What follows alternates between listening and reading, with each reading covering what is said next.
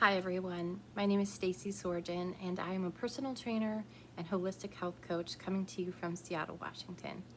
I have a small gym here called Mod Body Fitness that I own and operate, and I'm also the CEO of Stacey Sorgen Coaching.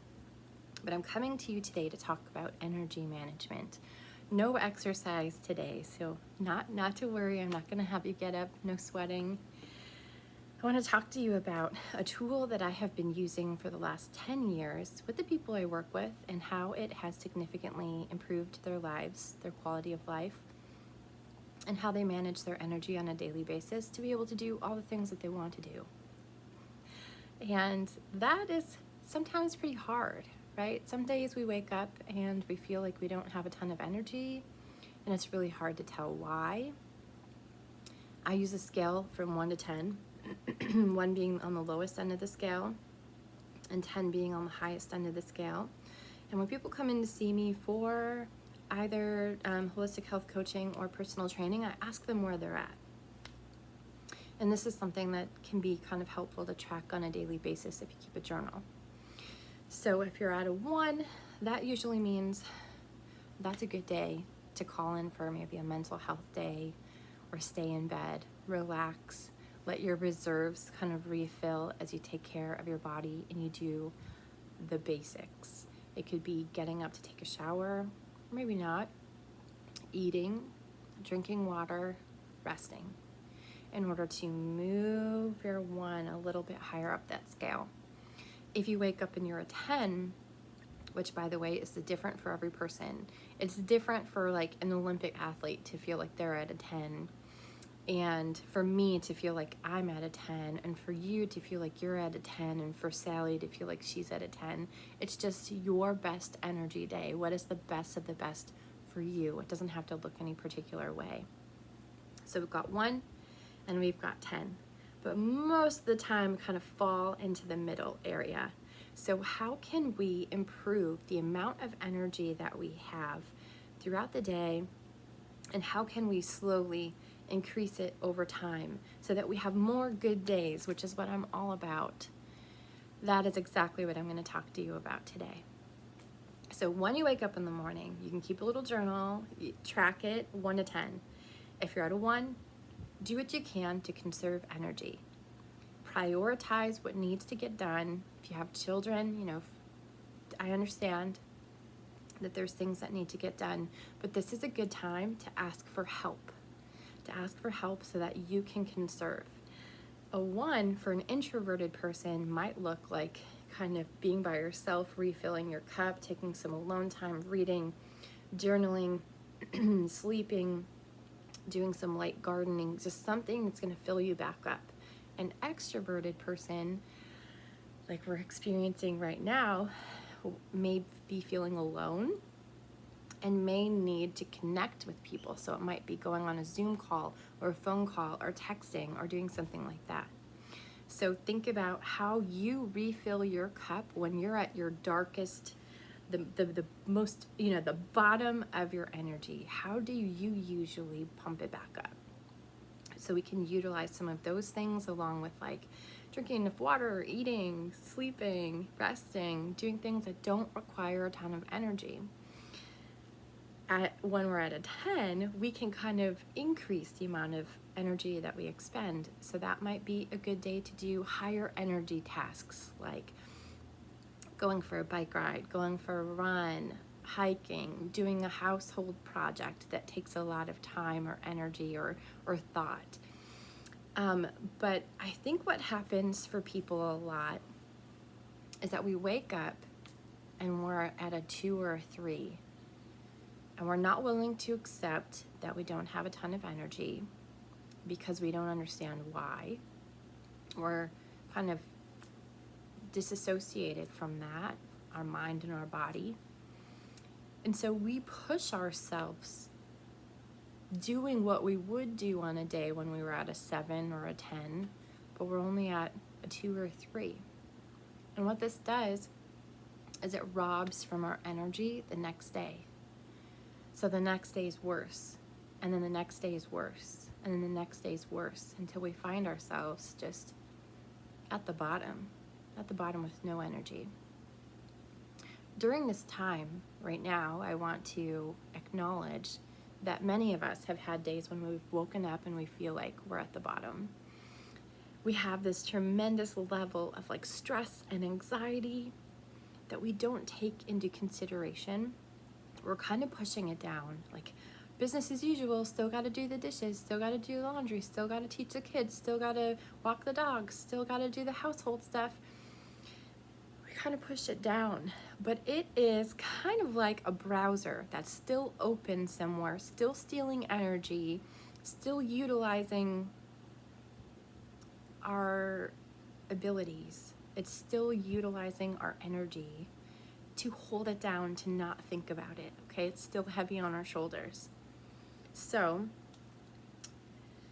if we are stealing from tomorrow for today in order to get things done, that is a slippery slope. That is a cycle that can continue and continue and continue until things happen. Like if you're training for an event, you get an injury, right? Because you have not had enough recovery time. Your body's not getting the sleep and the rest that it needs. It's like being susceptible to every cold that comes around, or feeling like your body's really, really run down. It could be being resentful of the people around you who are more energetic. I know everybody loves to hate a morning person, but it's especially hard when we're feeling like really cruddy in the morning, right?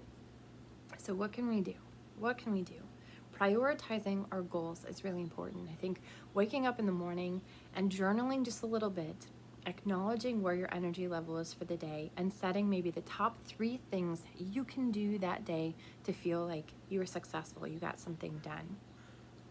So if you're at a 1, maybe that's the things that we discussed. If you're at like a 5, like 4 to 7, somewhere in there, maybe it's choosing 5 different things that you can accomplish during that day, like getting some laundry done, taking some more time to create a dish that you read about online, a new recipe, and then doing all the things that were also included on this side.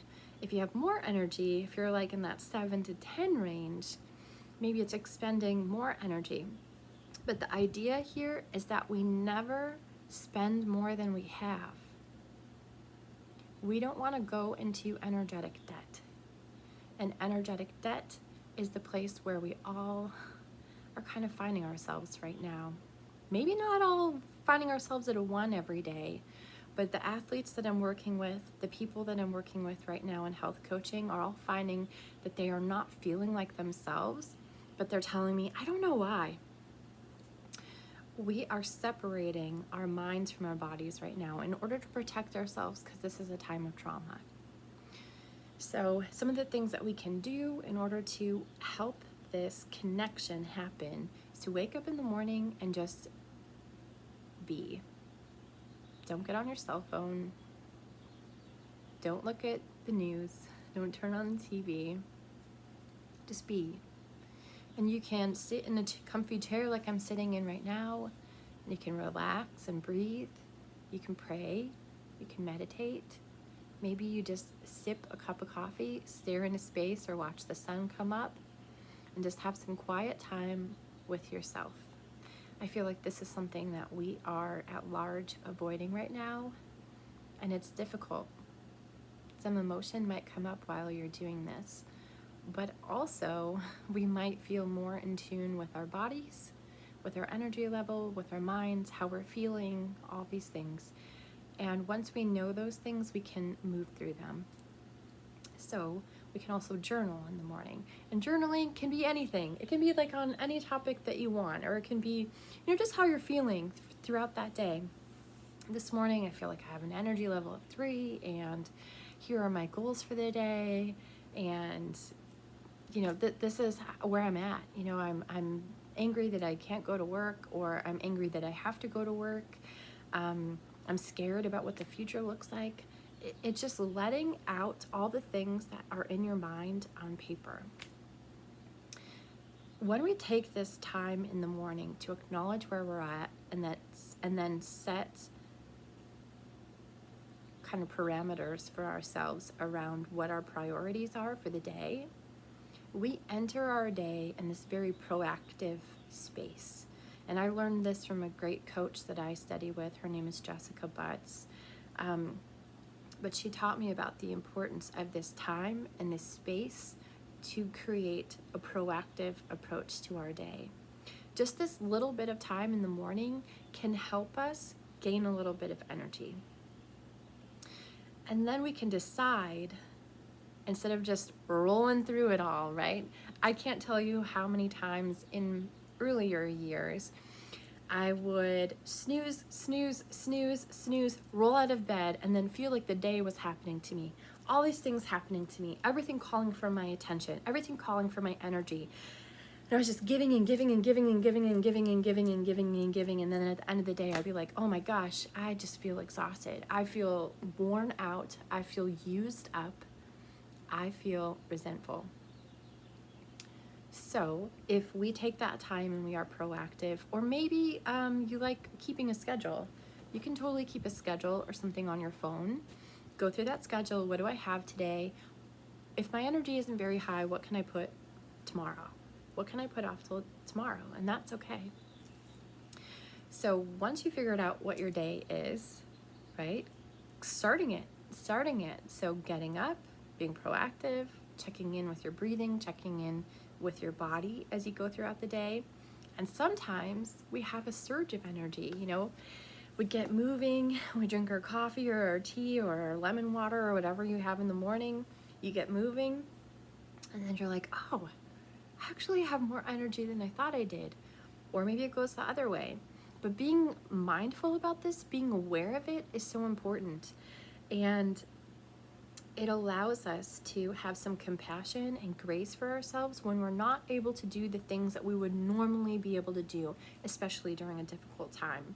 And I'm not just talking about this time, I'm talking about times of grief, times of loss, times of, like depression or the blues or, that sort of thing. Our level of energy is just not as high. So take into consideration all that might be happening in your life right now, and we can kind of readjust the scale for a new normal, okay? So if you're like, every day I'm waking up at a 1 or a 2, readjust the scale. The 2 right now might be your 5. So moving forward, some things that we can do to increase the amount of energy that we have in a day is to connect to other people. That connection helps to build us up. It reminds us that there are people that are supportive of who we are and what we do and that love us. So connecting to a friend, whether it's on Zoom or Marco Polo or a phone call, or like driving by their house and waving, maybe leaving some flowers for a friend outside their door, might be helpful. Also, I think that there is great value in being of service. In these times when we feel like there's not much that we can do, what can we do to be kind? What can we do to be of service? How can we do something to help others? And I feel like that gives us energetically an amazing boost. Other things, I know that you know all of these, but I'm going to give them to you as reminders of things that you already know. If you're doing them, you're doing the right things. Drinking enough water throughout the day, moving your body. It doesn't have to be a lot. And I think that sometimes there's like this all or nothing mentality, like I've got to do an hour and I have to sweat profusely and I've got to do all the things, or it's not really a workout. And if I don't feel like I have the energy to do a full 1 hour sweaty, breathless workout, it's not worth it.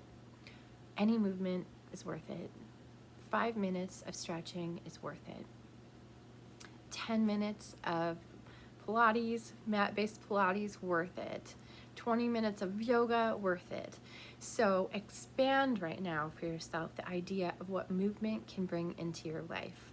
Really amazing effects for our mental health, great things for our bodies, especially if you're working from home in a less than ideal environment.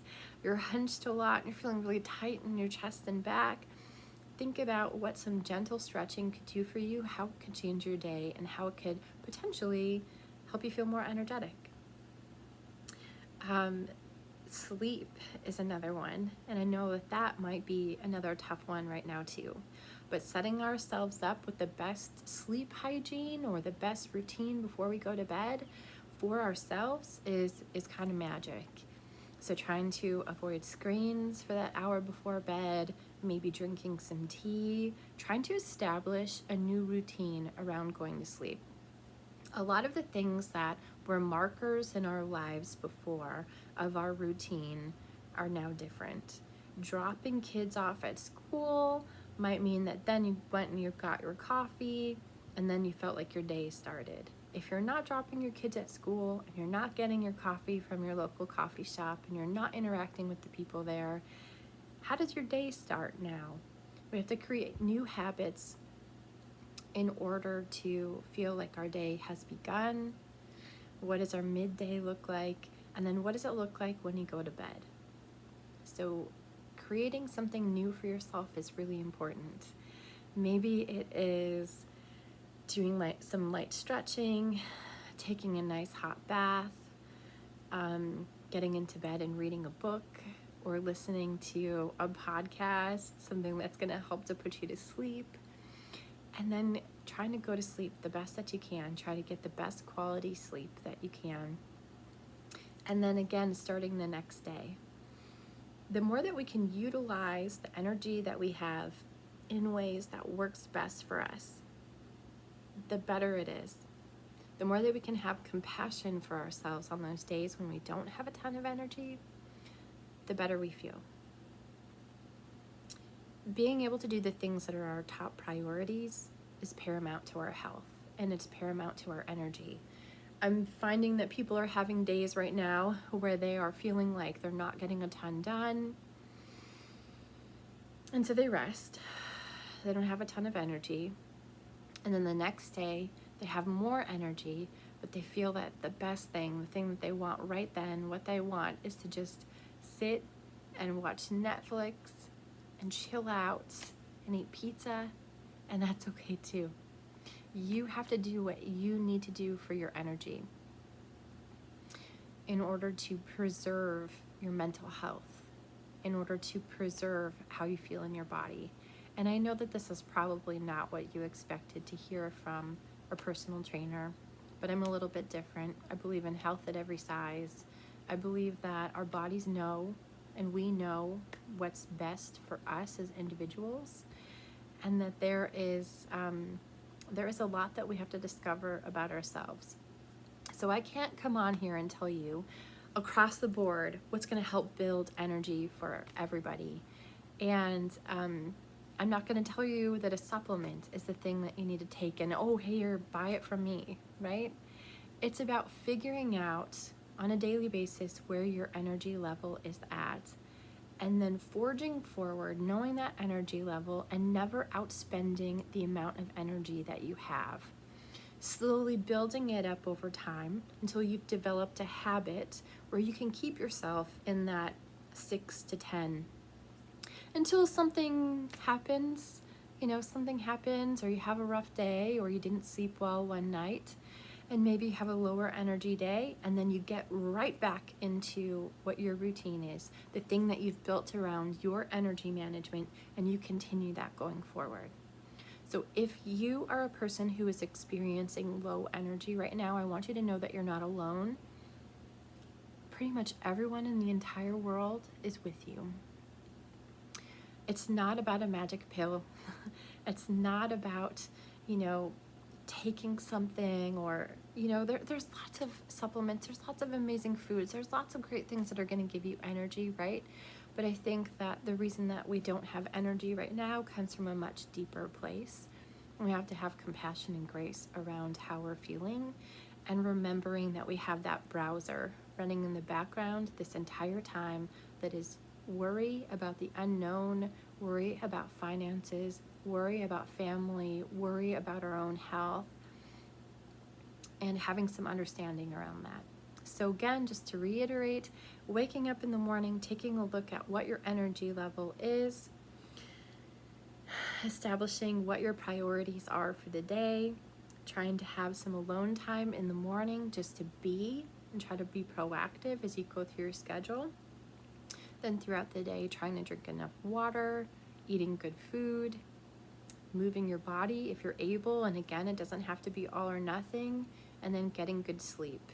And remember to connect with other people, which is so paramount and important to our lives, to our identities, to how safe we feel in the world, how supported we feel in the world, and how we succeed in the world, right? We can't live on an island, and that might be how you're feeling right now, but connect with people. Being of service is also another amazing thing that we can do. So if you've been feeling low on energy, know that these things are not easy things. It's not easy to wake up in the morning and self-evaluate. It's not easy to journal, and it might feel like a real drag. I get that. I get that.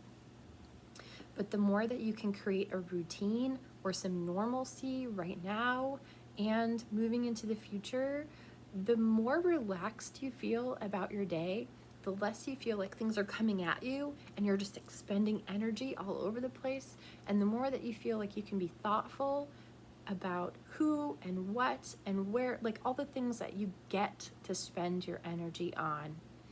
And that's really the magic right there, is being able to decide and being able to prioritize and being able to be in control, essentially, of your life, your energy, and where you put it. So thank you so much for joining me today. I know you probably wanted some amazing movement or exercise or supplement, but those aren't the things that really, really help.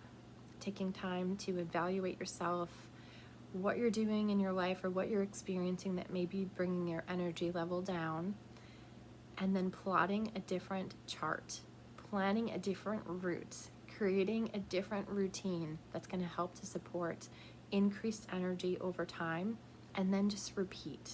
Repeat the recipe, the formula, the routine that works best for your body. Thank you so much for joining me today. It was a pleasure. Again, my name is Stacey Sorgen.